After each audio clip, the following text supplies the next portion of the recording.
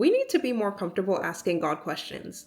Because one thing about me, I'm going to ask God some questions. I'm constantly asking questions whenever I get confused or frustrated or even just really curious. And honestly, God has never failed to answer any one of my questions. But I think when you grow up in the church like I did, you're told constantly that you shouldn't question God. This is just God's will, so just roll with it.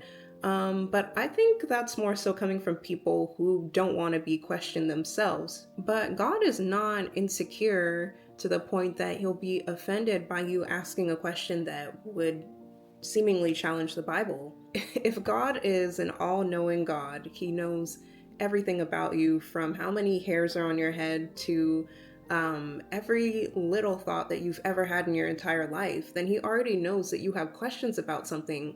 So I'm honestly playing myself by not asking the questions that I have, and he's just waiting for me to be open and vulnerable enough with him to say what's on my mind.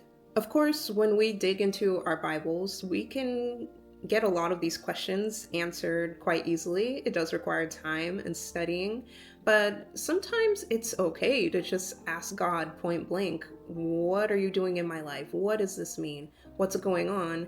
And he will direct you to either the proper verse, or sometimes he'll direct you to people who are have experience in exactly what you're dealing with. And I think the result of constantly doing this, whether you're asking God point blank about a specific situation in your life, or if you're asking for him to reveal an answer to you in his word, the result is not only you gaining more knowledge, but also you developing a greater intimacy with God.